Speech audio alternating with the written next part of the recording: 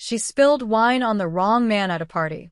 He slapped her in front of everyone and walked away like she was nothing. What he didn't know, the maid he humiliated was married to the one man in the city no one dares to cross.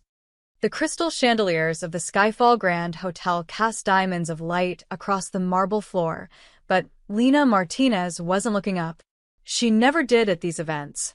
Eyes down, tray steady, invisible, that was the rule for people like her. "Excuse me, ma'am," she whispered, sliding past a woman dripping in emeralds. The Autumn Charity Gala was the kind of party where a single bottle of champagne cost more than Lena's monthly rent. She'd worked dozens of these events over the past 3 years, always careful, always quiet. Her husband hated when she took these jobs, but Lena insisted. She needed her own money, her own purpose. Besides, what could go wrong at a fancy party? Everything, apparently. Lena was navigating through a cluster of guests near the bar when someone stepped backward without looking. The physics were simple and devastating. Her tray tilted, the wine glass slid, and deep red liquid arced through the air like a crimson accusation. It landed perfectly on Adrian Voss's white Armani suit. Time stopped. The surrounding chatter died. Lena watched in horror as the wine soaked into the fabric, spreading like blood across his chest. "You stupid." Adrian's face turned purple. At 43, he was used to being the most important person in any room. Forbes had just ranked him among the top 50 wealthiest Americans. His tech company had revolutionized data security. And now, this nobody in a cheap uniform had ruined his $12,000 suit. "I'm so sorry, sir. I'm so sorry." Lena grabbed napkins from her tray, her hands shaking. "Please let me." "Don't touch me."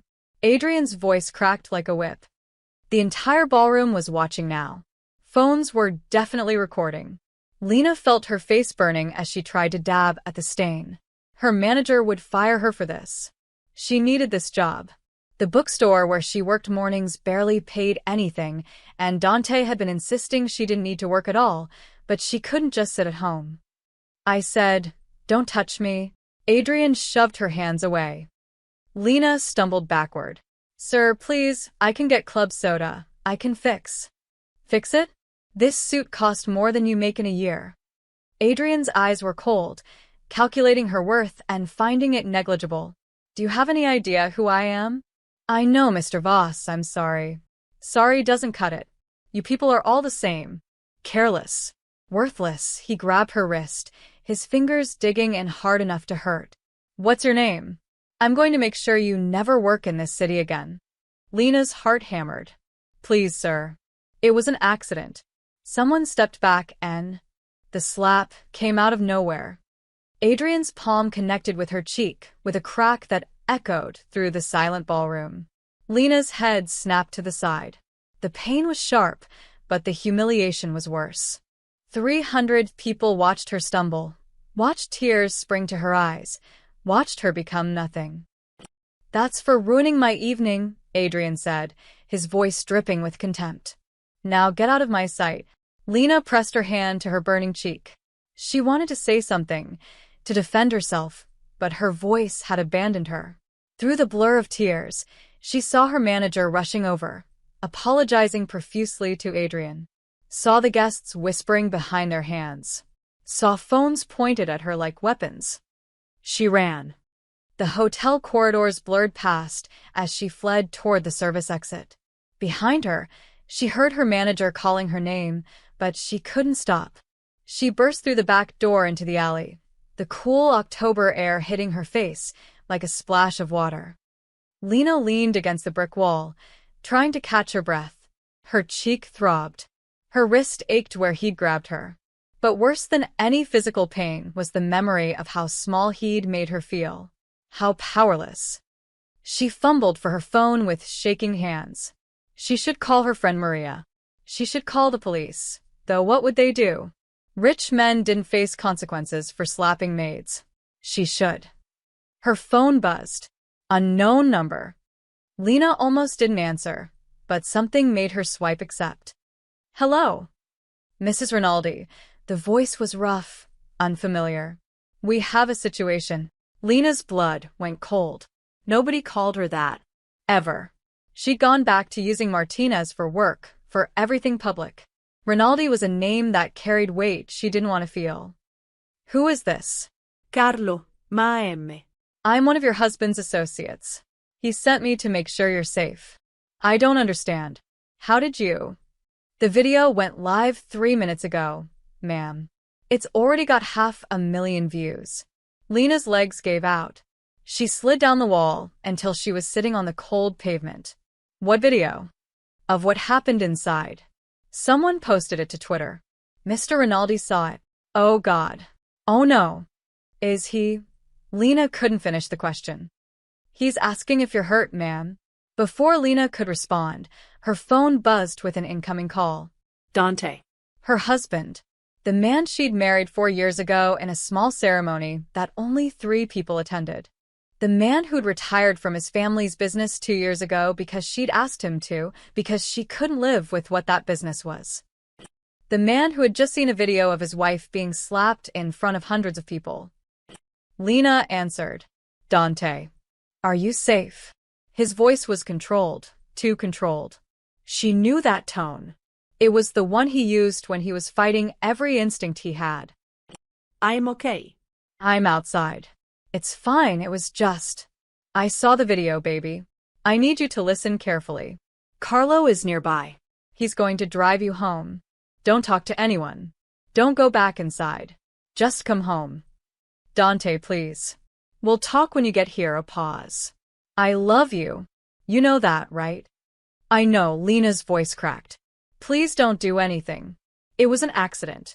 I spilled wine on him. He overreacted, but it's done. Let it be done." Silence stretched between them. When Dante finally spoke, his voice was different. Colder. Harder. The voice of the man he used to be. "Baby, when someone hurts you, it's never done." The line went dead. In the distance, Lena heard sirens. Or maybe it was just the wind.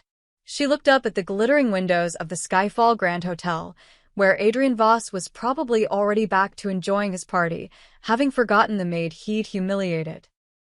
But across the city, in a penthouse above an old bookstore, Dante Rinaldi was making calls. And when Dante made calls, the whole city listened. The war had begun, and Adrian Voss had no idea he'd just made the worst mistake of his life. Lena sat on the curb behind the Skyfall Grand Hotel, her uniform still pristine except for a small wine stain on her sleeve. The irony wasn't lost on her. She'd stayed clean while destroying a billionaire's suit and possibly her husband's 2-year retirement. The service entrance door opened and closed as staff hurried in and out, their whispers following her like ghosts. "Did you see what he did?" She had it coming, being so careless. "Nobody deserves that. I don't care how expensive his suit was." Lena pulled her knees to her chest. A black town car idled at the end of the alley. Carlo, waiting as instructed. She should go. She should get in that car and disappear before this got worse. But her legs felt like concrete. 2 security guards emerged from the service entrance, cigarettes already lit. They hadn't noticed her in the shadows. "Saw at least 6 SUVs pull up to the front," the younger one said, his voice tight with nervousness. "Blacked out windows. Nobody's getting out. They're just sitting there." "Could be anyone," the older guard replied, but he didn't sound convinced. "Lots of important people here tonight." "Yeah, but these aren't limo services, Mike. These are the kind of vehicles that mean business." "Bad business." He took a long drag. "And the timing, right after that thing with the maid." Mike glanced around, lowering his voice. "Don't be paranoid." "What? You think someone's going to start something over a slap?" "These rich people probably didn't even notice." The whole room noticed. And it's all over social media now. My girlfriend sent me the link. It's got over 1 million views already. Still doesn't mean. There are men in the lobby, Mike. Suits, earpieces, the whole deal. Hotel security doesn't know who they are. They just walked in and positioned themselves at every exit. When Barry tried to ask questions, they showed him some kind of ID, and he went white as a sheet. Lena's phone buzzed. A text from Carlo, Mrs. R, we need to leave. Now. Her hands trembled as she typed back. 5 minutes. The guards were still talking. You remember 2 years ago? When the Corsetti family tried to move in on the waterfront. That was different. That was… Mike stopped mid-sentence. Wait, you're not saying… I'm just saying there's a reason things went quiet after that. Someone bigger told them to back off. Someone who doesn't like his city being carved up. That's just rumors. Urban legends. Urban legends don't make 6 SUVs appear out of nowhere. Lena's phone rang, making both guards jump and turn. She stood quickly, nearly tripping over her own feet. Sorry, she mumbled, hurrying toward the town car. See? She didn't look back to see if they recognized her. Carlo stepped out as she approached, a mountain of a man in his 50s, with kind eyes that didn't match his scarred knuckles. He opened the back door without a word. Lena slid inside, and the door closed with a solid thunk of armored plating. The interior smelled like leather and gun oil. Buckle up, Mrs. Rinaldi, Carlo said gently, starting the engine. As they pulled away from the hotel, Lena caught a glimpse of the front entrance. The guards were right. At least 6 black SUVs lined the circular drive, silent and menacing. Men in dark suits stood like statues near the entrance. Nobody was going in or out. Carlo? Her voice was small. What's happening? He met her eyes in the rearview mirror. Mr. Rinaldi is making sure you're safe. By surrounding the hotel with armed men. Nobody's armed, ma'am. Not visibly, anyway. They're just present. Sending a message. What message? Carlo was quiet for a moment, navigating through traffic with practiced ease. That some things have consequences. Lena's phone buzzed again. Not Dante this time. Maria, her friend from the bookstore. Then her mother. Then numbers she didn't recognize. Everyone had seen the video. Everyone wanted to know if she was okay. She ignored them all and called Dante. He answered on the first ring. Are you with Carlo? Yes. Dante, there are men at the hotel. SUVs. Security guards are talking about. She stopped, unsure how to say it. People are scared. Good. That's not good. Dante, you promised. You said you were done with all of this. I am done. His voice was steel wrapped in silk. But I will never be done protecting you. This isn't protection, this is the world understanding that you are not someone who can be touched without consequences. A pause. I saw the video, Lena. I saw him grab you. I saw the slap. I saw 300 people stand there and do nothing. Tears burned her eyes. It doesn't matter. It matters to me. The emotion in his voice cracked through his control. Do you know what it did to me? Watching that? Knowing I wasn't there? Ivy Fine. You're not fine. I can hear it in your voice. He took a breath. Come home. Please. Let me see you're okay. Then we'll talk about what happens next. Nothing can happen next, Lena said desperately. You've been out for 2 years. You have a legitimate business now. We have a life. A normal life. We had a normal life, Dante corrected softly. But he took that from us the moment he put his hands on you. And Lena, I need you to understand something. What? Adrian Voss just made an enemy of a ghost. And ghosts? We're very hard to fight. The line went dead. Lena looked out the window as they crossed into their neighborhood. In the distance, she could see their building, the old bookstore with the apartment above it, their sanctuary from Dante's former world. But that world was coming back. She could feel it in the air, in the tension of Carlo's shoulders, in the way the city itself seemed to be holding its breath. The slap had lasted a second. The consequences would last much longer. Dante Rinaldi stood in his study, watching the video for the 7th time. Each viewing made his hands curl tighter around his phone until his knuckles went white. The study was sparse, leather chairs, a single painting of the Mediterranean coast, shelves lined with books Lena had chosen.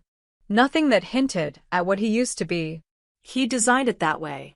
For 2 years, he'd been just Dante, owner of Rinaldi Imports, a man who sold olive oil and Italian wine to restaurants across the East Coast.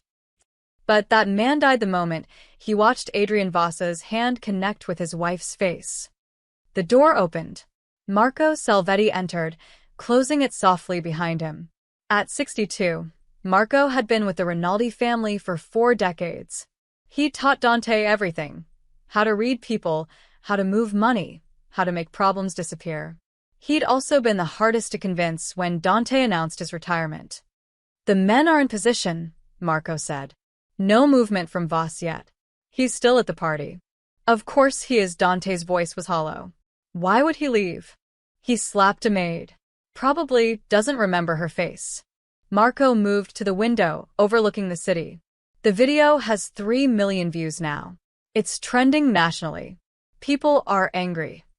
People are always angry. It changes nothing. Dante finally looked away from his phone. "I need everything on Adrian Voss. Every business deal, every account, every skeleton in his closet. I want to know where his money lives and who protects it." Already being compiled, Marco pulled out a tablet, swiping through pages. Adrian Voss, 43. Founded Voss Security Systems 12 years ago. Current net worth estimated at $24 billion. His company handles data protection for half the Fortune 500. He's got contracts with 3 government agencies. Family: divorced, no children. Parents deceased. 1 sister in California. They haven't spoken in 6 years. Marco continued scrolling. He's clean on paper. Pays his taxes. Donates to charity. No criminal record. Nobody's that clean. I said on paper. Marco smiled thinly. Our accountant found some interesting patterns. Voss has been moving money through shell companies in the Caymans. Not illegal necessarily, but creative. There's also a sealed lawsuit from 4 years ago. Sexual harassment allegation from a former employee. He paid her $2 million to make it go away. Dante felt something cold settle in his chest. What else? 3 other employees filed complaints about hostile work environment. All settled quietly. His company has a reputation: brilliant technology, terrible culture. He's known for public outbursts. Marco looked up. Tonight wasn't out of character. He's done this before, just never on camera. So, he's a repeat offender who finally got caught. Seems that way. Dante walked to his desk and opened the bottom drawer. Inside was a black ledger, the only thing he'd kept from his old life. It contained names, numbers, favors owed, and debts unpaid. He'd hoped never to open it again. "Dante," Marco said carefully, "are you sure about this? You walked away. You built something clean with Lena. Going back down this road." "I'm not going back," Dante interrupted. "I'm taking 1 step. Just 1. To make sure he understands. 1 step with you is a mile for anyone else." Marco closed the tablet. "The families are already calling. They heard you activated people. They want to know if you're back. Tell them no. They won't believe me. You put 6 cars outside the Skyfall Grand. You've got men at the docks, the airport, watching every major intersection.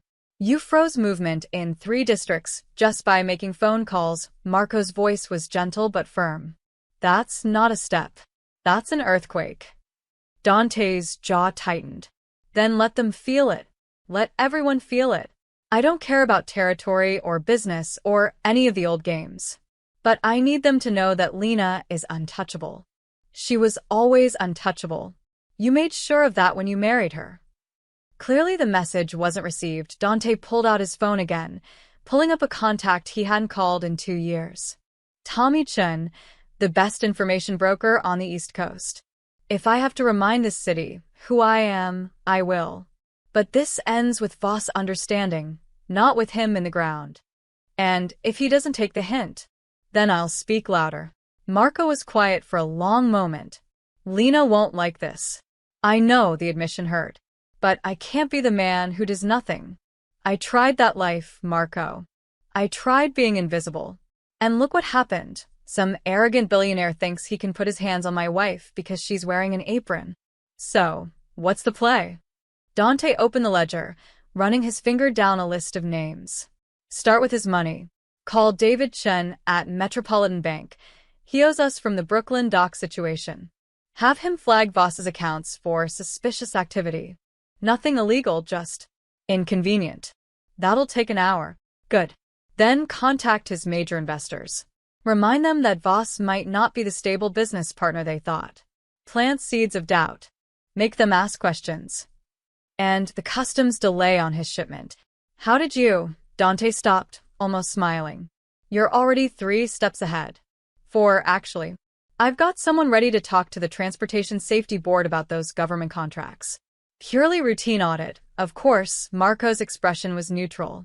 Just because you retired doesn't mean I forgot how to work.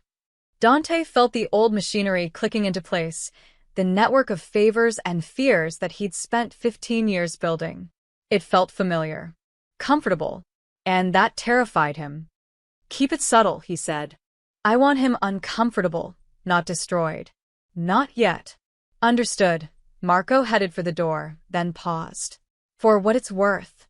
I'm glad you're doing something. I watched that video too. Made me want to break things. After Marco left, Dante stood alone in his study. Through the floor, he could hear Lena moving around in their apartment. Soon she'd be home, and he'd have to look her in the eye and promise he wasn't becoming the man he used to be. But as he stared at Adrian Voss's face frozen on his phone screen, that arrogant smirk still in place, Dante knew the truth. Some men needed to be reminded that actions have consequences. And Dante Rinaldi was very good at teaching that lesson. Adrian Voss woke up to 17 missed calls.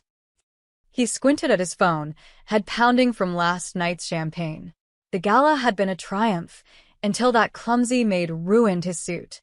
He'd handled it, though. Put her in her place. These service workers needed to understand there were consequences for incompetence. His phone buzzed again. Richard Moss, his CFO. At 6:47 a.m. What? Adrian answered, not bothering with pleasantries.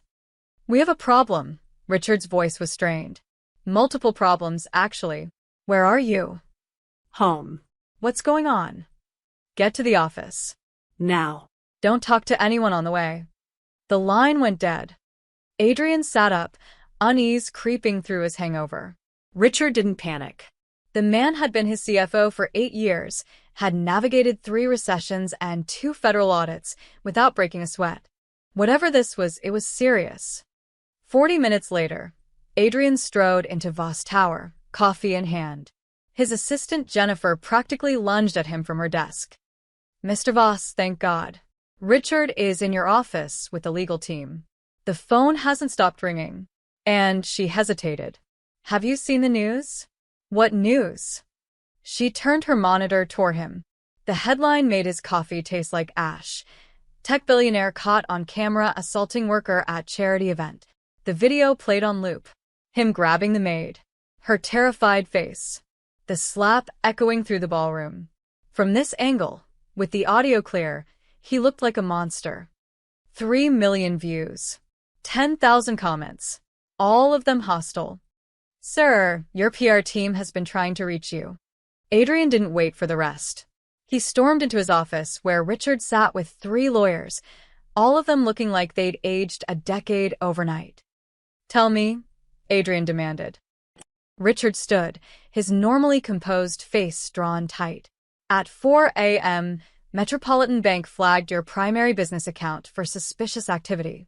All transactions frozen pending investigation. That's ridiculous.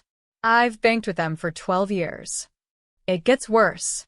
At 5:15, Customs detained your server shipment at Port Newark. They're claiming paperwork irregularities. That's $4 million in equipment sitting in a warehouse. Adrian felt his chest tighten. On what grounds? Routine inspection, they said. But the timing. Richard pulled up a spreadsheet on the conference screen. At 5:45, Grayson Capital withdrew their $50 million investment. No explanation, just a terse email from their CEO. Grayson. Adrian's voice rose. We had a signed contract, which they're invoking the morality clause on. One of the lawyers, Patricia something, spoke up, citing reputational damage that could affect their portfolio. Adrian's head spun. This is one video. One moment taken out of context. 3.2 million views and climbing, Jennifer called from the doorway. It's trending #1 on Twitter. Someone started a hashtag. She winced. I'd rather not say it. Say it. Решетка есть. The room went silent. Richard cleared his throat. 2 more investors pulled out in the last hour. Harrison Tech and Bluestone Ventures. That's another 70 million gone. Your stock dropped 8% at opening bell. Adrian sank into his chair. This couldn't be happening. Not from one stupid slap. Not from one nobody in an apron. Fix it, he said. Call the bank, call customs, call the investors. Threaten lawsuits. Offer whatever. We tried. Patricia's voice was flat. Metropolitan Bank won't take our calls. Customs says the investigation could take weeks. And the investors? She shook her head. They're spooked. Something has them running scared, and it's not just bad publicity. What does that mean? Richard and Patricia exchanged glances. Sir, Richard said carefully, these moves are too coordinated. The bank freeze, the customs delay, the investors pulling out simultaneously. This isn't organic backlash. Someone is orchestrating this. That's paranoid. At 6 a.m., your head of security resigned. Via email. Effective immediately, Richard's fingers tapped nervously on the table. Thomas Garcia has been with you for 6 years. He doesn't quit without notice unless something scared him badly. Adrian's mouth went dry. Did he say why? Just that he needed to pursue other opportunities. Adrian's computer chimed. New email. He clicked it open, and his blood turned to ice. The sender was anonymous. The subject line was empty. The message contained one sentence and an attachment. You touched what is mine. The attachment was a photo, him at the gala, his hand raised mid-slap, Lena's face caught in a moment of pure terror. What is it? Richard asked, noting Adrian's expression. Adrian closed the laptop too quickly. Nothing. Spam. But his hands were shaking. Jennifer appeared in the doorway again, her face pale. Sir, Mayor Hartwell's office just called. They're canceling the Smart City Partnership announcement. The press conference scheduled for Friday is off. On what grounds?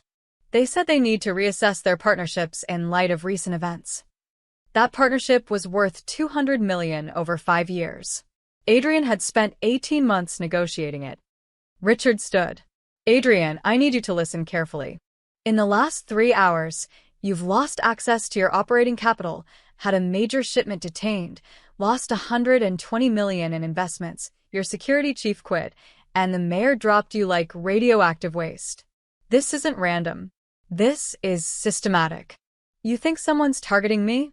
I think you made an enemy last night, Richard's voice dropped. A powerful one. These aren't moves a PR crisis makes. This is someone with reach. Someone who can make phone calls that matter. Adrian wanted to laugh. It was absurd. He'd slapped a maid. A nobody. Who could possibly care enough to? His phone buzzed. Another anonymous text. This is just the beginning. Ask yourself, who did you really hurt? Adrian stared at the message, his mind racing. The maid. What was her name? Linda? Lisa. She'd been terrified, desperate, apologizing over and over. She was nobody. But what if she wasn't? Find her, Adrian said suddenly. The woman from last night. The one eye, the maid. Find out everything about her. Sir, I don't think that's... Do it. Adrian's voice cracked across the room. I need to know who she is. Who her family is. Who her friends are. Someone is doing this because of her, and I need to know why. Patricia frowned. That could be considered stalking. It's called due diligence. Do it. After they filed out, Adrian sat alone in his office, watching his empire shake. His phone kept buzzing with more bad news. Another investor backing out, a vendor canceling a contract, a news outlet requesting comment. He pulled up the video again, studying the maid's face, really looking at her for the first time. She wasn't crying for show. That was real fear, real pain. And somewhere, someone loved her enough to burn Adrian's world down. The question was, who? And more importantly, how did he make it stop? Lena stood at the kitchen window of their penthouse apartment, watching the sunrise paint the city gold. She hadn't slept. Every time she closed her eyes, she saw Adrian's hand coming toward her face, felt the sting, heard the silence of 300 people who did nothing. Behind her, the espresso machine hissed. Dante was making breakfast like this was a normal morning. Like he hadn't spent half the night on the phone speaking in the voice that made grown men afraid. "You should eat something," he said, setting a plate of eggs and toast on the counter. Lena didn't turn around. "I'm not hungry. You need to eat." "I need this to stop," she finally faced him. Dante looked tired, truly tired in a way she hadn't seen in 2 years. The man who'd retired to give her peace was gone, replaced by someone older, harder. "What did you do last night?" "I made some calls." "Dante." He sighed, running a hand through his dark hair. "I spoke to some people. Asked them to look into Adrian Voss. Made sure certain parties understood that you're not to be bothered by press or lawyers or anyone else who might come looking. That's all." His silence was answer enough. Lena's phone sat on the counter, face down. She'd turned off notifications after the 100th message came through. Her mother had called 6 times. Maria had texted nonstop. Even her old college roommate had reached out, someone she hadn't spoken to in 3 years. Everyone had seen it. Everyone knew. "It has 4 million views now," she said quietly. "People are posting my name. Someone found my Facebook page, my Instagram. They're calling me brave. Calling me a symbol," she laughed bitterly. "I'm not brave. I ran away crying." "You survived." Dante moved closer, but didn't touch her, as if she might break. "You kept your dignity in a room full of people who abandoned theirs. I spilled wine on him, and he assaulted you." It was a slap, Dante. It lasted 1 second. It was assault. In front of witnesses. And he did it because he thought you were powerless. Dante's voice hardened. He thought wrong. Lena wrapped her arms around herself. Through the window, she could see their neighborhood waking up. The bookstore below, the cafe across the street, the park where they walked on Sunday mornings. Their sanctuary. Their escape from the world Dante had left behind. 2 years, she said. "We had 2 years of normal. Of quiet. I worked at the bookstore, you ran the import business, we had dinner with friends who didn't carry guns. We were happy. We are happy." Where Lena turned to face him fully. Past tense. "Because you're back in it now, aren't you?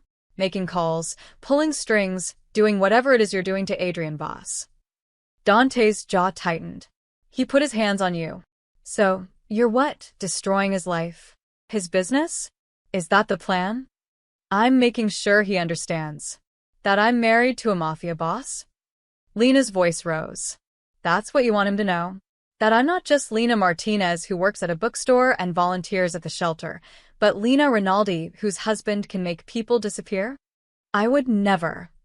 "I know you won't kill him." Lena moved closer, searching his face. "But you'll hurt him in other ways. Financial ways. Ways that ruin him slowly. And then what? He tells people who you are? What you are. And suddenly everyone knows, and I can't go to the grocery store without someone looking at me differently." Dante reached for her hand, and this time she let him take it. His thumb traced circles on her palm, a gesture so familiar, so gentle, it made her want to cry. "I stayed away from that world for you," he said quietly. "I walked away from the family business, from the power, from everything I knew. I did it because you asked me to, and because I wanted a life with you more than I wanted any of that. I know. But I can't be the man who does nothing when you're hurt. I can't, Lena. I've tried.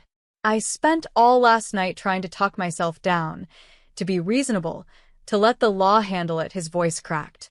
"But I watched that video, and I saw you try to apologize to a man who was about to hit you. I saw you make yourself smaller for someone who saw you as nothing. And something in me broke." Lena squeezed his hand. "I don't want a war fought in my name. It's not a war. It's a conversation. I'm just making sure Adrian Voss hears me clearly. And after he hears you, then what? We go back to normal?" Pretend this didn't happen? Dante was quiet for a long moment. When he spoke, his voice was raw with something she rarely heard from him. Fear. I don't know if we can go back. That's the truth. I activated networks. I swore I'd never touch again. I made calls to people who will now expect things from me. The families are watching, waiting to see if I'm back. He met her eyes. I did that for you. I'd do it again. But I won't lie and say there's no cost. Lena felt tears burning. I never wanted this. I know, baby. I know.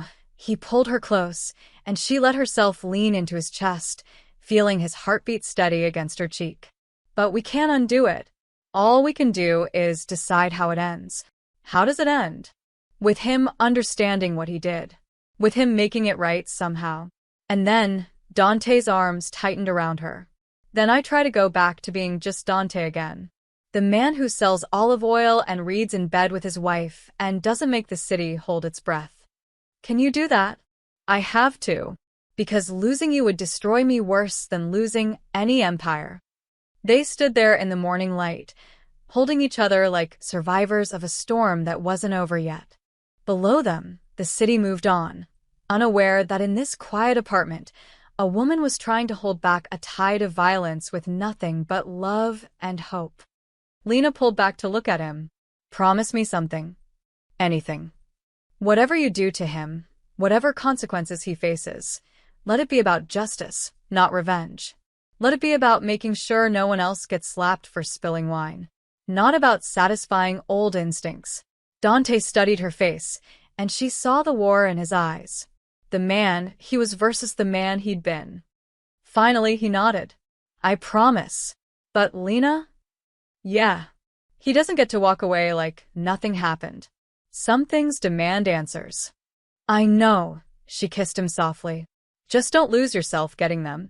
Dante didn't respond, and in that silence, Lena heard everything he couldn't say. The cost of loving her might be higher than either of them wanted to pay. Adrian arrived at the City Commerce Board meeting 40 minutes early, desperate to salvage something from the wreckage of his week. 3 days had passed since the gala, and his world had continued its systematic collapse. The meeting room in City Hall was elegant. Mahogany table, leather chairs, oil paintings of founding fathers watching with stern disapproval. Adrian took his seat at the head, spreading out proposals and financial projections. The waterfront development project was his chance to prove he was still a player, still someone worth backing. $50 million in public-private partnership funding. His technology securing a smart grid for the entire harbor district. It was supposed to be announced next week. He checked his watch. The board members should be arriving soon. His phone buzzed. Jennifer, his assistant. Sir, we have a problem. Adrian closed his eyes. Those 4 words had become his daily greeting. What now? 3 board members just canceled. Henderson, Liu, and Castellano. All within the last 15 minutes. Did they give reasons? Henderson said his wife was sick. Liu claimed a family emergency. Castellano's assistant just said he couldn't make it. Adrian's grip tightened on the phone. That's half the voting members. I know. Should I reschedule? No. We proceed. Get whoever's coming here now. 20 minutes later, only 4 of the 8 board members had shown up. They sat scattered around the table, none of them meeting Adrian's eyes. The tension was suffocating. Gentlemen, Adrian began, forcing confidence into his voice. Thank you for coming. I know it's been a challenging week. That's an understatement, muttered James Wheeler, a real estate developer who'd worked with Adrian for years. But the harbor project remains solid. My technology is cutting edge, the financial projections are conservative, and the city needs this infrastructure upgrade. Adrian clicked through his presentation. We're talking about transforming the waterfront into a model of urban efficiency. Silence. Finally, Martin Cross, the oldest member, spoke. Adrian, we need to address the elephant in the room. The video is being handled by my PR team. I'm not talking about the video. Martin's voice was grave. I'm talking about your business collapsing in real time. Your stock is down 18%. Two of your major contracts were canceled. And I've heard rumors. Rumors aren't facts. That your banking relationships are under investigation, Martin continued as if Adrian hadn't spoken. That customs has flagged multiple shipments. That investors are fleeing like the building's on fire. Adrian felt sweat forming on his collar. Those are temporary setbacks. The bank situation is a misunderstanding. Is it? James Wheeler leaned forward. Because my bank received a very interesting inquiry about you. Federal regulators asking about your transaction patterns. Completely routine, they said, but the timing seems convenient. Adrian's stomach dropped. Who told you that?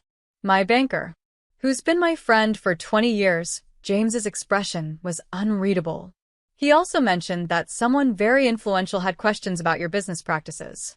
Someone who makes bankers nervous. Someone. Adrian tried to laugh. That's vague conspiracy nonsense. Vague or not, it's affecting confidence. Martin gathered his papers. Adrian, this board can't be associated with controversy. The harbor project involves public money, city contracts, political capital. If you're radioactive. I'm not radioactive. I had one bad moment at a party. One moment. That's gone viral to 9 million views, another board member added quietly. My daughter showed it to me. She's organizing a protest outside your headquarters. She's 15-inch. The room felt like it was closing in. Look, Adrian said, trying to regain control. Whatever pressure you're feeling, whatever whispers you've heard, they're designed to make you panic. Someone is trying to destroy me because of that video. But I won't be bullied. And neither should you. Martin stood slowly. Adrian, I've done business in the city for 40 years. I know when to hold my ground and when to recognize a losing position. This isn't about bullying. This is about survival. Martin, I'm recommending the board postpone the harbor project indefinitely, pending resolution of your current difficulties. You can't do that. We have agreements. We have preliminary agreements, subject to board approval, which I'm voting against. Martin headed for the door. I suggest you figure out who you've angered and make it right. Before there's nothing left to save. The other board members filed out behind him, leaving Adrian alone in the cavernous room. His phone rang. Unknown number. Again. He'd been getting them all week, calls that went silent when he answered, texts with no sender, messages that made his security team suggest he change his phone. This time, he answered. Who is this? Mr. Voss. The voice was male, calm, with a faint Italian accent. You don't know me, but I think it's time we talked. I'm done with games. Either identify yourself or... My name is Marco Salvetti. I work for someone who has taken an interest in your situation. Adrian's mouth went dry. What situation? The one where you put your hands on the wrong person. A pause. You've been wondering who's behind your troubles. You've been asking questions, making calls, trying to understand why everything is falling apart. Are you threatening me? I'm explaining to you. There's a difference. Marco's tone remained pleasant, almost friendly. The woman you struck at the Skyfall Grand Hotel. Did you even learn her name? Adrian's mind raced. His investigators had found nothing useful. Lena Martinez worked part-time at a bookstore, volunteered at a shelter, no criminal record, no obvious connections. A nobody. I know who she is, Adrian lied. No, you don't. You know her public face. But you don't know her private one. Marco, let that hang. Her husband is a very private man. He doesn't like attention. He's spent 2 years being invisible, building a quiet life. And then you came along. Her husband did this? Adrian's voice rose. Some nobody Maid is married to someone who can freeze bank accounts and manipulate customs? That's insane. Is it? Marco sounded amused. Think about the precision, Mr. Voss. Every move calculated. Every pressure point identified. This isn't chaos, it's architecture. And the architect wants you to understand something. What? That you're still standing because he allows it. That your business still exists because he's chosen mercy over alternatives. But his patience has limits. Adrian's heart hammered. What does he want? That's a conversation for another time. Right now, I'm simply making an introduction, helping you understand the shape of your new reality. Marco's voice hardened slightly. You hurt someone he loves. In his world, that has consequences. The only question is how severe those consequences become. This is extortion. This is education. Learn from it. The line went dead. Adrian sat alone in the empty boardroom, staring at his phone. His hands were shaking. A maid. A random woman in an apron whom he'd slapped without thinking twice. She was married to someone powerful enough to dismantle his empire with phone calls. The question that terrified him most wasn't who her husband was. It was what he wanted, and whether Adrian could survive giving it to him. The old opera house stood on the edge of the historic district, a relic from an era when the city's elite gathered for culture instead of charity tax write-offs. Lady Rosamund Ashford Price owned it now, hosting private events for people who value discretion above all else. Dante arrived at 10 p.m. alone. Marco had offered to come, but this conversation required a different touch. Lady Rosamund responded to manners, not muscle. The stage door was unlocked as promised. Dante walked through the darkened backstage area, past costumes from forgotten productions, until he reached the private viewing box. Lady Rosamund sat in a velvet chair, a glass of sherry in her hand, watching the empty stage below. Mr. Rinaldi, she said without turning. It's been quite some time. 3 years. Dante took the chair beside her. The night you needed help with that real estate developer who thought your building was for sale. Ah, yes. Mr. Chen suddenly decided to pursue opportunities in Seattle, a slight smile. How convenient for everyone. They sat in companionable silence. Dante had learned patience from his father. Never rush someone who holds information you need. Let them arrive at cooperation on their own terms. I assume this visit concerns the unfortunate incident at my gala, Lady Rosamund finally said. It does. I've been expecting you. Or someone like you. She sipped her sherry. The woman was your wife. It wasn't a question, but Dante answered anyway. Yes. I didn't know. She uses a different name for work. Martinez, I believe. Lady Rosamund turned to look at him directly. At 72, she still commanded presence. Steel gray hair perfectly coiffed, diamonds at her throat catching the dim light. Had I known Lena Martinez was Lena Rinaldi, I would have ensured she worked nowhere near the guests. She shouldn't have to hide who she is to be safe. Perhaps not. But we live in reality, not ideals. She set down her glass. Adrian Voss is a bore. I invited him solely because his donation was substantial. He's been banned from future events. That's not enough. I suspected as much. Lady Rosamund stood, moving to a Louis XVI desk in the corner. She opened a drawer and removed a manila folder. The guest list as you requested. Complete contact information for everyone in attendance. I've also included my security footage, 3 different angles of the incident, and the 30 minutes preceding it. Dante took the folder, but didn't open it. And the staff. I've already spoken to them. Anyone who wishes to press charges has my full support. I've also terminated my contract with Elite Events Management for insufficient training and supervision. She returned to her chair. 3 other women have come forward with complaints about how guests treated them that evening. I'm ashamed it took a viral video for me to pay attention. Why are you helping me? Lady Rosamund's expression hardened. Because I've spent 50 years in this city watching rich men behave as if consequence is for other people. I've watched them abuse staff, mistresses, wives, anyone they perceive as powerless. And I've said nothing because that was the game we played. She met his eyes. I'm tired of that game, Mr. Rinaldi. Perhaps you frightened me into action, or perhaps that video disgusted me enough to find my spine. Either way, Adrian Voss will not be protected by my silence. Dante studied her, looking for deception. He found none. You know what I'm going to do with this information. I have suspicions.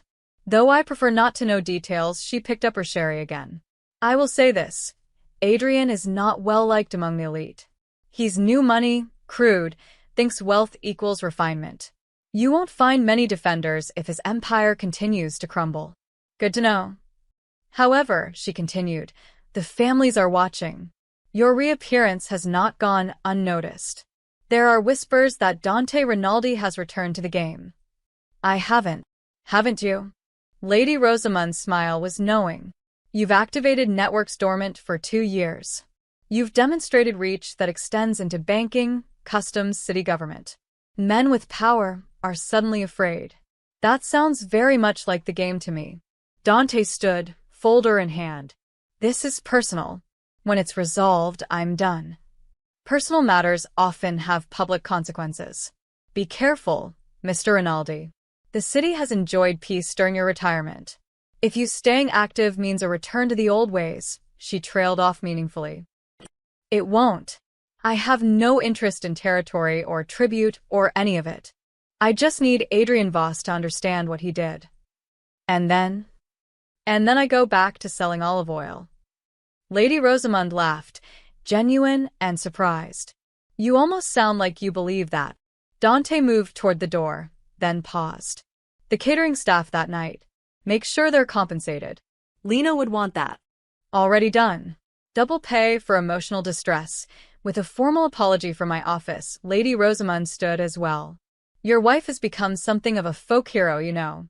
Social media is calling her the face of service worker dignity.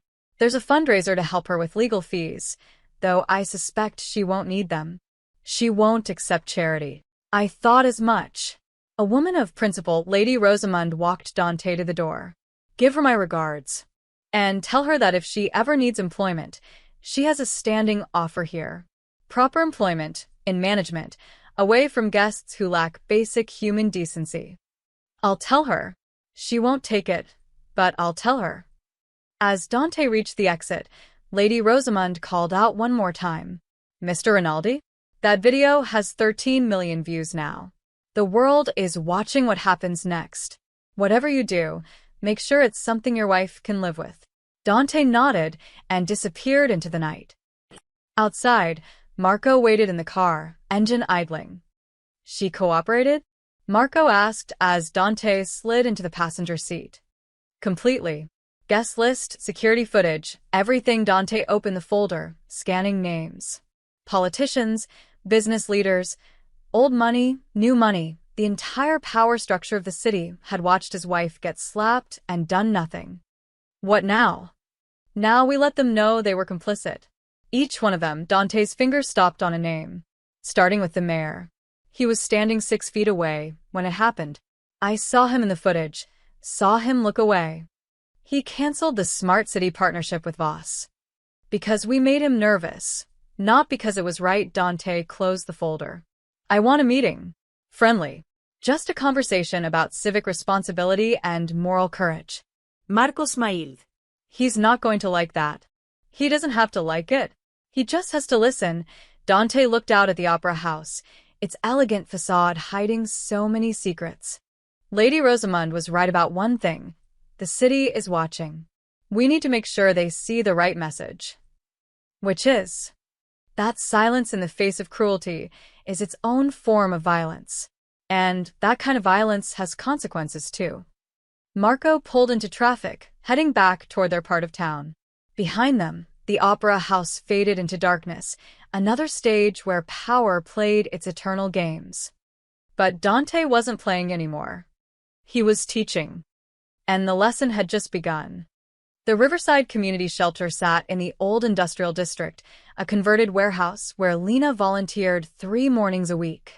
She sorted donations in the back room, losing herself in the simple rhythm of folding clothes and organizing canned goods. Here, nobody knew about the video. Nobody whispered behind their hands. Or so she thought. Lena? Maria, her supervisor, poked her head into the storage room. There's someone here to see you. Who? Maria's expression was strange, half concerned, half afraid. Adrian Voss. The box of canned vegetables slipped from Lena's hands, crashing to the floor. Cans rolled across the concrete like scattered thoughts. What? Here. He showed up 5 minutes ago. Asked for you by name. I told him you were busy, but he said he'd wait. Maria moved closer, lowering her voice. Lena, what's going on? Why would Adrian Voss come to a homeless shelter looking for you? Because his world is ending and he's desperate, Lena thought. Because Dante is squeezing him and he thinks I can make it stop. I'll handle it, Lena said, standing. You don't have to talk to him. I can call the police. No police, Lena smoothed her shirt. It's fine. Give me 5 minutes. Adrian waited in the shelter's common area, looking absurdly out of place among the worn furniture and scuffed linoleum. He wore a suit that probably cost $5,000. His face was drawn, circles under his eyes suggesting he'd slept as poorly as Lena had this week. When he saw her, something like relief crossed his features. Lena, he said, standing quickly. Thank you for seeing me. I didn't exactly have a choice. This is where I work. Right. Of course, he glanced around nervously. Several shelter residents watched with undisguised hostility. The video had made him infamous here too. Could we speak privately? Lena led him to a small office, leaving the door open. She didn't sit, didn't offer him a chair. Just crossed her arms and waited. Adrian cleared his throat. I wanted to apologize. For what happened at the gala. For hitting you. It was wrong. Completely inexcusable. The words sounded rehearsed. Probably were. Okay, Lena said. Okay. He blinked. That's it. What do you want me to say? Youth apologized. I heard it. I want you to understand that I'm not usually like that. I was stressed, I'd had too much to drink, and when you spilled wine on my suit, he caught himself. Not that it's an excuse. I'm just saying, it was out of character. Lena studied him. He looked smaller than she remembered, less imposing. Fear had stripped away his arrogance, revealing something almost pathetic underneath. Was it out of character? She asked quietly. Because I've been reading about you this week. The lawsuits. The settlements. The employees who say you created a hostile work environment. This wasn't the first time you've hurt someone. It's just the first time you got caught on camera. Adrian flinched. Those situations were different. They really weren't. Lena felt anger rising, hot and righteous. You think people are disposable. You think wealth gives you the right to treat service workers like objects. You slapped me because, in that moment, I was just an obstacle. Something in your way. That's not fair. You grabbed my wrist hard enough to bruise it. Lena held up her arm, showing the fading marks. You humiliated me in front of hundreds of people. You made me feel like nothing. And now you're here because your business is falling apart, and you think a clumsy apology will fix it. Adrian's composure cracked. I need you to call him off. There it was. The real reason. Call who off? Don't play games. Your husband. Dante Rinaldi. Adrian's voice rose. I know who he is. What he is. He's destroying everything I've built. My accounts are frozen. My investors are gone. The city won't work with me. Maybe you deserve it. Deserve it? I slapped you. I didn't kill anyone. This response is insane. Is it? Lena moved closer, her own voice hardening. You put your hands on me and walked away like it meant nothing. You went back to your party, drank more champagne, probably forgot about me before the night ended. Meanwhile, I went home terrified and humiliated. But sure, tell me more about how you're the victim here. Adrian's face reddened. I came here to apologize. You came here to save yourself. There's a difference. Fine. Yes. I'm trying to save my company. I've spent 12 years building vast security systems. I have 300 employees who depend on me. Is your hurt pride worth all of them losing their jobs? Lena felt the hit land, but she didn't let it show. My hurt pride? That's what you think this is about. What else could it be? I made a mistake at a party, and now your husband is burning down my life. How is that justice? How is that fair? Before Lena could answer, a black sedan pulled up outside. Through the window, she saw Marco step out, his presence immediate and undeniable. Adrian saw him too. His face went pale. Is that? You should go, Lena said. Not until you promise to talk to your husband. Tell him I apologized. Tell him I'll do whatever he wants. Just make it stop. Marco entered the shelter, his eyes finding Adrian immediately. He didn't approach, just stood near the door. Waiting. Mr. Voss, Marco said politely. Mrs. Rinaldi's time is valuable. I think this conversation is over. We're not done. We are, Marco's voice remained pleasant, but the threat underneath was unmistakable. And I'd suggest you keep your distance from Mrs. Rinaldi going forward. For your own sake. Adrian turned to Lena, desperation clear in his eyes. Please. I'm sorry. I mean it. Just tell me what I have to do. Lena felt something unexpected, not satisfaction, not even anger, just tired sadness.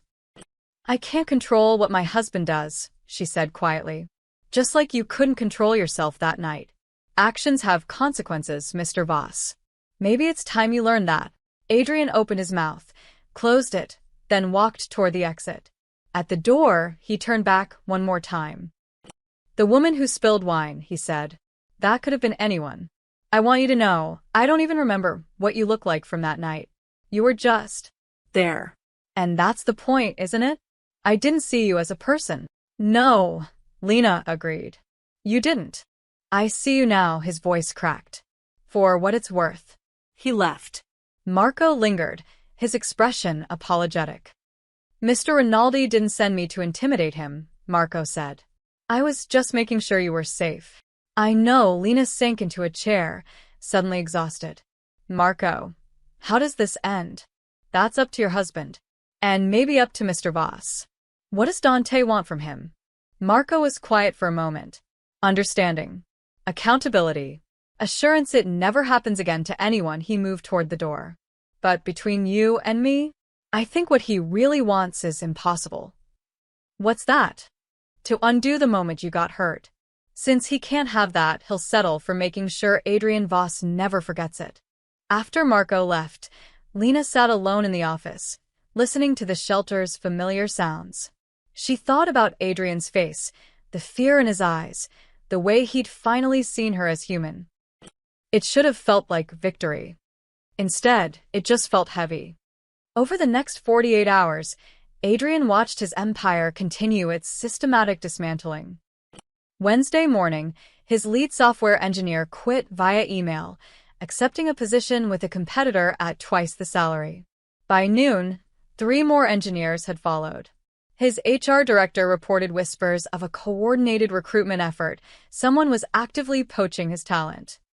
Wednesday afternoon, the lease on his flagship office space in the financial district came up for emergency review. The building's owner, a man Adrian had met twice at networking events, suddenly needed to reassess long-term tenancy compatibility. The legal language was vague, but the message was clear: leave or be forced out. Thursday brought worse news. A journalist from the Tribune called, asking pointed questions about the sealed sexual harassment lawsuit from 4 years ago. How had she gotten those details? Sealed meant buried, forgotten, protected by NDAs and legal walls. Someone leaked it, his lawyer Patricia said over the phone. This level of detail could only come from internal files or court records that should be inaccessible. Can we kill the story? We can try. But Adrian, 3 more women contacted the reporter yesterday. Former employees. They're willing to go on record about your behavior. The dam is breaking. By Thursday evening, his stock had dropped 26%. The board called an emergency meeting to discuss his future with the company he'd founded. Adrian sat alone in his penthouse apartment, drinking scotch and watching the city lights. Somewhere out there, Dante Rinaldi was orchestrating his destruction with surgical precision. No violence, no obvious crimes, just influence applied to 1,000 pressure points until the structure collapsed. His phone buzzed. Unknown number. What now? Adrian answered. Mr. Voss, this is Detective Sarah Chen with the Financial Crimes Unit. The voice was professional, bored even. We're opening an investigation into your business practices. Specifically, irregularities in your overseas accounts and potential tax evasion. You'll need to come in for questioning. Adrian's hand tightened on the glass. This is harassment.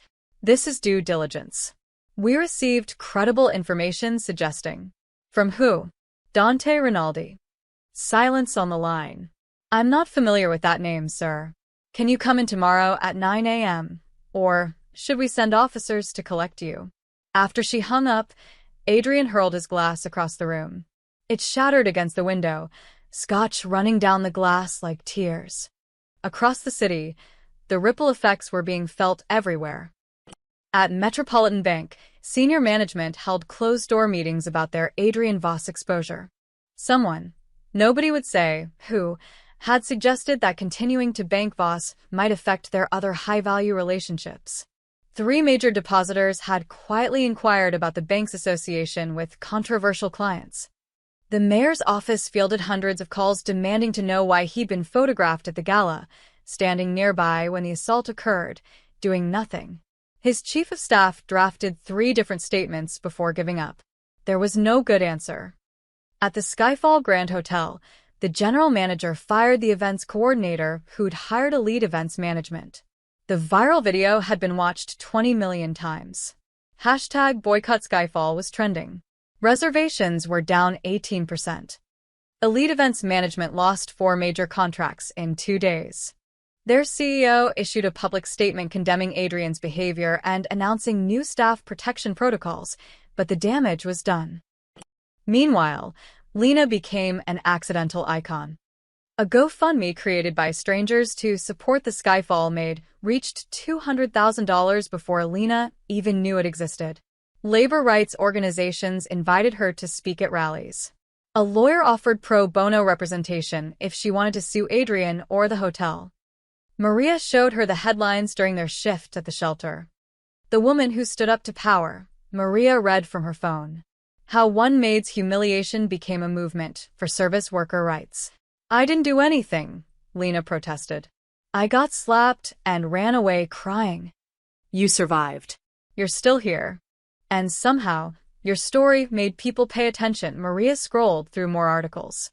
There's a petition to create citywide protections for service workers. Over 50,000 signatures. They're calling it Lena's Law. Lena felt sick. I don't want a law named after me. Maybe not. But those 50,000 people want change.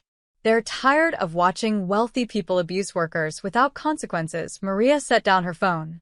You didn't ask for this, but it's happening anyway. The question is what you do with it. That evening, Lena sat with Dante in their apartment, watching the news coverage in silence. A labor organizer was being interviewed, holding up a photo of Lena's bruised wrist. She represents every worker who's been degraded, every person who's been made to feel small by someone with power, the organizer said. Her story is everyone's story. Turn it off, Lena said quietly. Dante clicked off the TV. You okay? I'm a symbol. A movement. A hashtag. Lena laughed bitterly. 3 weeks ago, I was nobody. I liked being nobody. I could walk down the street without strangers recognizing me. Now I can't go to the grocery store without someone wanting to take a selfie or tell me their own story about being mistreated. You could embrace it. Use the platform for good. I don't want a platform. I want my life back, she turned to him. And I want you to stop. Whatever you're doing to Adrian, stop. Dante's expression didn't change. Why? Because this has gotten too big. It's not about justice anymore. It's about revenge. You're destroying him piece by piece. And for what? He apologized. He's suffering. When is it enough? When I'm sure he'll never touch you or anyone else again. You can't guarantee that. You can't control human nature. Lena stood, pacing. I've been reading about him too, you know. His company employs 300 people. If Voss Security Systems collapses, they lose their jobs. They have families, mortgages, kids in college. Are they collateral damage in your war? He should have thought about that before. Before what? Before being human? Before making a mistake? Lena's voice rose. Yes, he was wrong. Yes, he hurt me. But this scorched earth approach, it's not who you are anymore. Or, at least, it's not who you told me you wanted to be. Dante was quiet for a long moment. When he spoke, his voice was careful, controlled. You asked me once what I feared most. Remember? Yes. I said losing you. But that's not the whole truth. He met her eyes. What I really fear is being powerless to protect you. That's what the video showed me. A moment when I wasn't there, couldn't help, couldn't stop what was happening. And the only thing worse than that feeling is doing nothing about it. So, you're doing this for yourself, Lena said softly. Not for me. The words landed like a slap of their own. Dante flinched. That's not fair. Isn't it? I asked you to stop. I told you I don't want a war fought in my name. But you're still going, because it makes you feel better. Because it lets you be the man who fixes things, who controls situations, who never lets anyone hurt what's his. You're not a possession. Then stop treating this like property damage that needs avenging. Lena's voice cracked. I'm asking you, as your wife, as the person you claim to love more than anything, let it go. Let him go. Before you become the man you spent 2 years trying not to be. Dante stood motionless, the words settling between them like a chasm. Finally, he nodded. Okay. I'll end it. Tomorrow. I'll call off the pressure, tell people to back off, let Adrian Voss crawl out of the hole I put him in. Dante moved closer. But on one condition. What? He makes it right. Not with me. With you. With every worker he's ever abused. With the city that watched and did nothing. He doesn't get to just walk away. He pays forward the lesson. Lena considered this. It wasn't perfect, but it was something. How? I have an idea, Dante said. But you're not going to like it. Lena couldn't sleep. Again. She lay in bed listening to Dante's steady breathing beside her, wondering how he could rest so peacefully when everything was spiraling. Outside, the city hummed with its usual nighttime rhythm, but inside her head, chaos reigned. At 2 a.m., she gave up.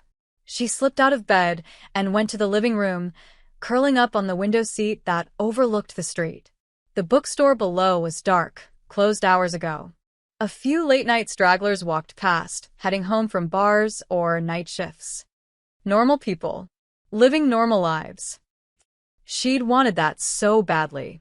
For 4 years, she'd built a quiet existence with Dante, the man who sold olive oil, not the man who made cities tremble. They'd had dinners with Maria and her husband. Weekend trips to the coast. Boring, beautiful normalcy. One slap had destroyed all of it. Can't sleep? Dante's voice came from the doorway. Lena didn't turn around. When did you decide? Decide what? When you saw that video, when did you decide to go back? Was it immediate, or did you fight it? She heard him move closer, felt him sit beside her on the window seat. He was quiet for a long time. I fought it for about 30 seconds, he finally said. Then I made the first call. To Marco? To Tommy Chun. The information broker. Dante's voice was matter-of-fact, almost clinical. I needed to know everything about Adrian Voss within an hour. After that, it was like muscle memory. Call the banker, call the customs official, call everyone who owed me favors or feared me enough to listen. It took 20 minutes to set the machinery in motion. 20 minutes to destroy a man's life. 20 minutes to make sure he understood consequences. Lena finally looked at him. In the dim light from the street, his face was half shadow, the man she loved and the man she feared existing simultaneously. Do you regret retiring? She asked. The question seemed to surprise him. No. These 2 years with you, they've been the best of my life.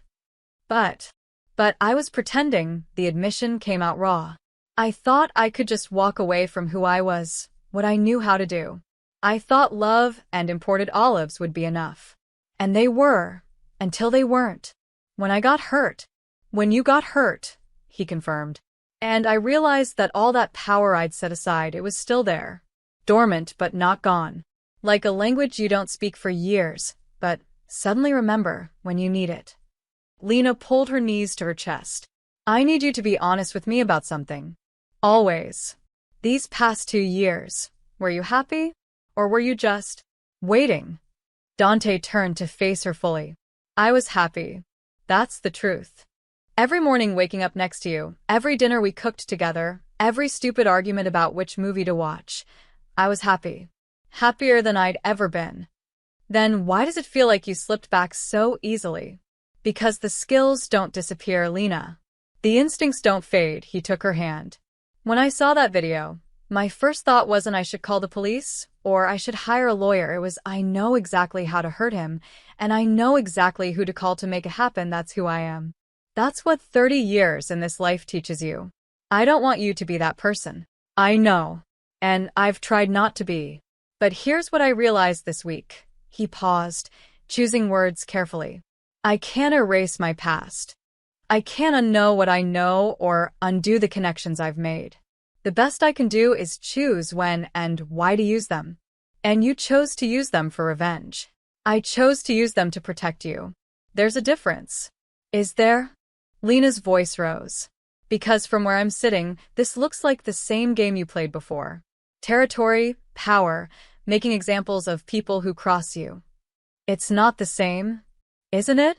You're using fear. You're manipulating systems. You're making people suffer because it sends a message. She pulled her hand away. The only difference is the justification. Before it was business. Now it's love. But the methods are identical. Dante looked like she'd struck him. That's not fair. Neither was that slap. Neither was watching you disappear back into the darkness after promising me you were done with it. Lena stood, agitation propelling her to pace. Do you know what scared me most about that video? Not the slap itself. Not the humiliation. It was knowing that once you saw it, everything would change. That the man I married would remember who he used to be, and I'd lose him to that life again. You're not losing me, aren't I? You spent half the night on the phone with Marco. You met with Lady Rosamund at an opera house like something out of The Godfather. You've got men watching Adrian Voss, tracking his movements, reporting to you. She stopped, facing him. That's not a man who's retired. That's a man who's back in command. Dante stood too, the space between them suddenly feeling vast. What do you want me to do? I want you to let it go. Completely. Not just pull back the pressure, but actually step away. No more calls to bankers, no more favors called in, no more shadowy meetings. Just stop. I did stop. I told you yesterday I'd end it. You said you'd end it if Adrian made things right. That's not the same as stopping. That's just shifting to a different strategy. Lena's voice cracked. I don't want strategies. I don't want conditions or negotiations or plans. I want my husband back. The one who reads poetry to me in bed and argues with the bookstore cat and burns dinner trying to make carbonara. I'm still that person. Are you? Because right now, you look like Dante Rinaldi, the mafia boss everyone fears. Not Dante, the guy who cried during our wedding vows. The silence stretched between them, heavy with truths neither wanted to face. Finally, Dante spoke, his voice barely above a whisper. I can't unknow that you were hurt. I can't unsee that video. And I can't pretend I don't have the power to do something about it. But should you? Just because you can doesn't mean you should. If I do nothing, if I let him walk away without consequences, what message does that send? That some people matter and others don't? That wealth and power mean you can abuse whoever you want? He moved closer. I stayed out of the life for 2 years because you asked.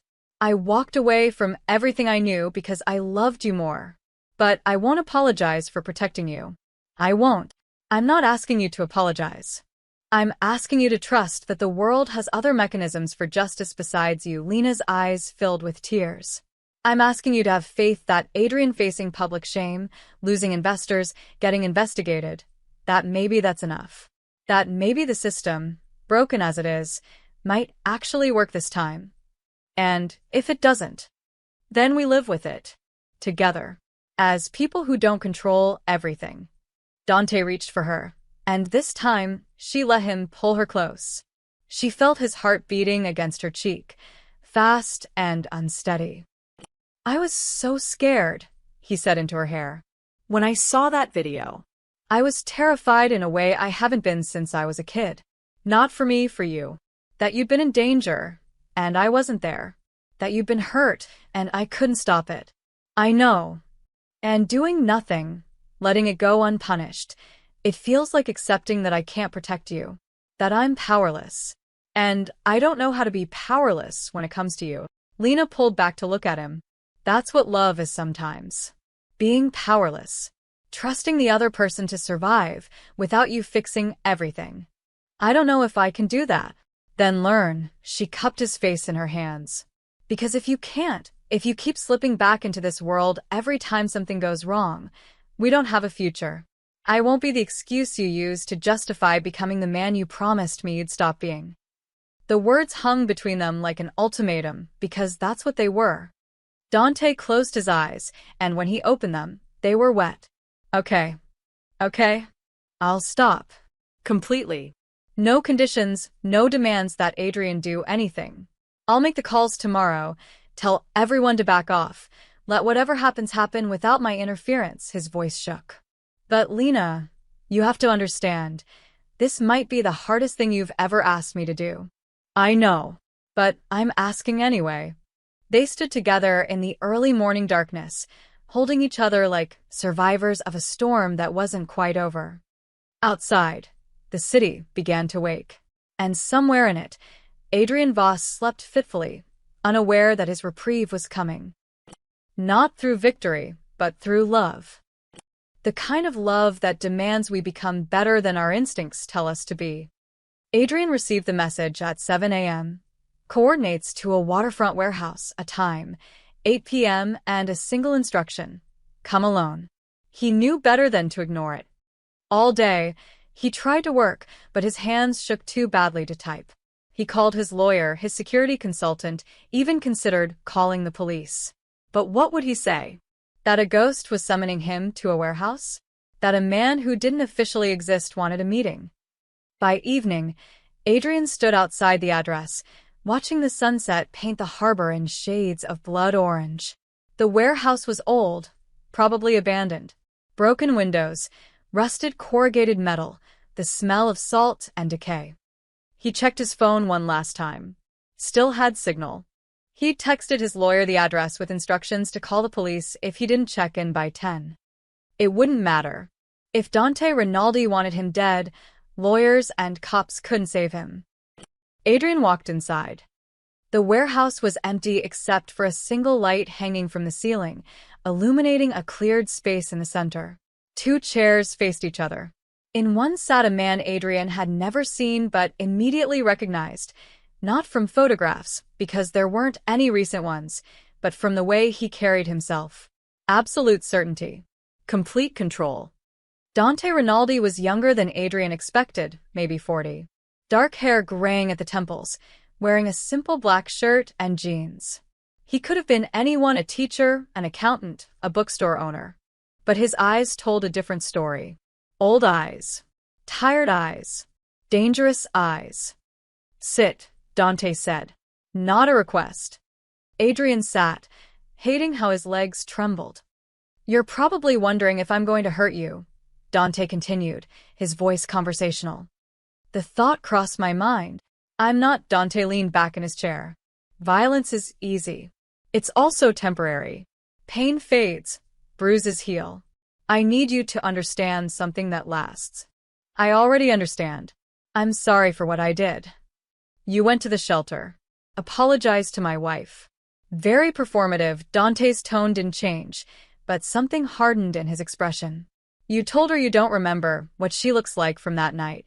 That she was just there. Adrian's throat went dry. I was trying to be honest. You were trying to minimize. Make it about your blindness instead of your cruelty. Dante pulled out a tablet, tapping the screen. Let me tell you what I've learned about you, Adrian. You've been sued 7 times for workplace harassment. 3 settled for sealed. You've fired 23 employees over the past 5 years, 15 of them women, all after they complained about your behavior. That's not. Those were performance issues. You screamed at your assistant until she cried because she ordered the wrong lunch. You threw a laptop at an intern for being late to a meeting. You once told your head of HR that if she couldn't handle pressure, she should go work at a daycare. Dante set down the tablet. Want me to continue? Adrian said nothing. Here's what I want you to understand, Dante said. The woman you slapped? She volunteers at a homeless shelter. She works at a bookstore and gives half her paycheck to her mother. She cries during sad movies and leaves food out for stray cats. She's kind in a way that people like you can't comprehend. I know I hurt her. No, you don't. You know you slapped her. But you don't understand what you took, Dante's voice dropped. That night, 300 people watched you assault my wife. And not one of them stopped you. Not the mayor standing 6 feet away. Not Lady Rosamund, who hosted the event. Not the 50 other tech billionaires who probably wished they could do the same to their own staff. So this is about all of them too. This is about a system that protects men like you and discards women like her. A system where the powerful face no consequences and the powerless just endure. Dante stood, pacing. I could kill you. Easily. Or I could finish destroying your company, your reputation, everything you've built. Part of me wants to. Adrian's heart hammered. Then why haven't you? Because my wife asked me not to. Because she's a better person than I am. Because she believes in redemption, even when I don't. Dante stopped directly in front of Adrian. So here's what's going to happen instead. He pulled out a folder, dropping it on Adrian's lap. What is this? A proposal. You're going to fund a citywide protection program for service workers. Training on their rights, legal support if they're abused, financial assistance if they're fired for speaking up. It'll cost you $10 million over 5 years. Adrian's hands shook as he opened the folder. The proposal was detailed, professional, already drafted with legal precision. 10 million. Is less than you spent on your yacht. Dante's voice was iron. You'll also issue a public statement taking responsibility for your behavior. Not just the slap, all of it. The hostile work environment, the settled lawsuits, everything. You'll commit to mandatory therapy and leadership training. And you'll step down as CEO of Voss Security Systems. Step down? That's my company. That you'll remain a shareholder of. You'll still be rich, Adrian. You just won't be in charge of people you've proven you can't treat with basic respect. Dante moved back to his chair. The board's already been contacted. They're prepared to make the transition. Adrian felt his world tilt. You're taking everything. I'm leaving you your life and your wealth.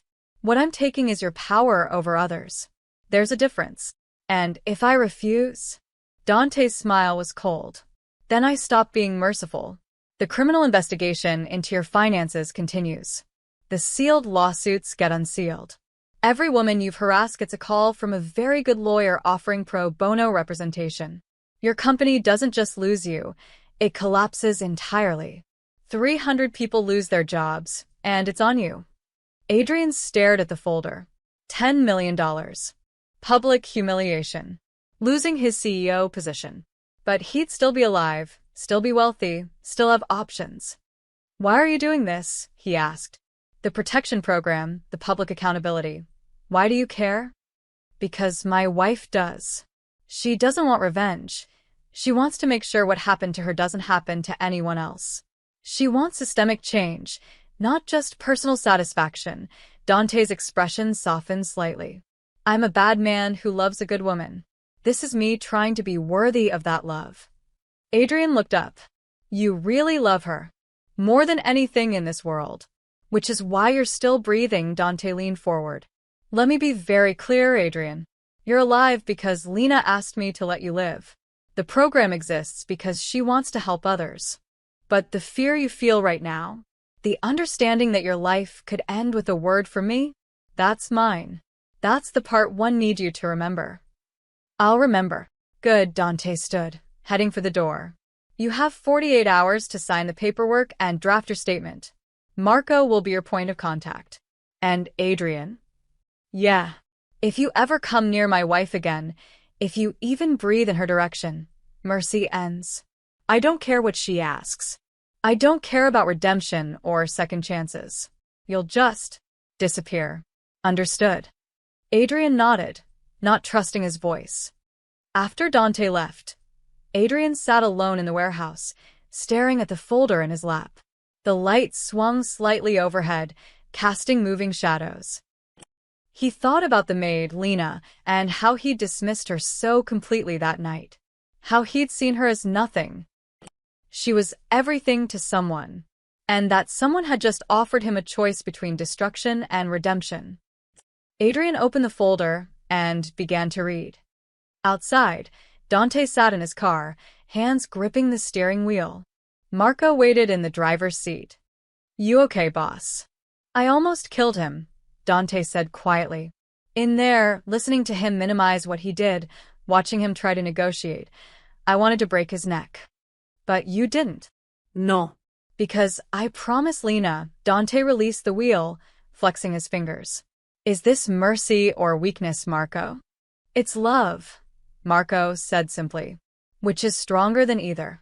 Dante pulled out his phone and called Lena. She answered immediately. Is it done? It's done. He'll sign. The program will be funded, and you'll never see him again. Did you hurt him? Only his pride. Relief flooded her voice. Thank you. For listening. For stopping. I did it for you. Only for you. Dante closed his eyes. But Lena? I need you to know, this doesn't mean I've changed. It just means I love you more than I love revenge. That's enough, she said softly. That's all I need. After they hung up, Marco started the car. Where to? Home, Dante said. I'm done playing ghost. As they drove away from the waterfront, Dante watched the warehouse disappear in the rearview mirror. He'd given Adrian Voss mercy. But the city would remember this moment differently. The moment Dante Rinaldi chose restraint over retribution. The moment a ghost proved he was still the most dangerous man in the city. Not because of what he did, but because of what he chose not to do. 3 weeks later, Lena stood at the podium in City Hall's community center, looking out at a crowd of 200 people. Service workers, union representatives, city councilors, and press filled every seat. Camera flashes made her blink. She'd never wanted this. The attention, the platform, the role of spokesperson. But Maria had been right. 50,000 people had signed a petition for change. They deserved someone to speak for them, even if that someone was terrified. My name is Lena Martinez, she began, her voice shaking slightly. And 3 weeks ago, I was slapped at a charity gala for spilling wine. The room was silent, attentive. What happened to me wasn't unique. Every day, service workers face abuse, harassment, and disrespect. We're invisible until we make a mistake, and then we're targets. We're expected to smile through insults, to apologize for existing in spaces where we're needed but not wanted. She paused, gathering courage. But something changed after that night. People started paying attention.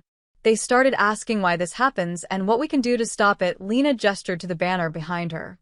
The Worker Protection Initiative, funded by Adrian Voss and supported by the city, will provide legal aid, workplace advocacy, and support for anyone in the service industry who faces abuse or discrimination. In the back row, Adrian sat alone, looking smaller than she remembered. He'd issued his public statement 2 weeks ago, a raw, honest accounting of his behavior that had shocked the business community.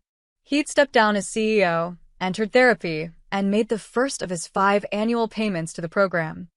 The city had watched it all with fascination. Some called it justice.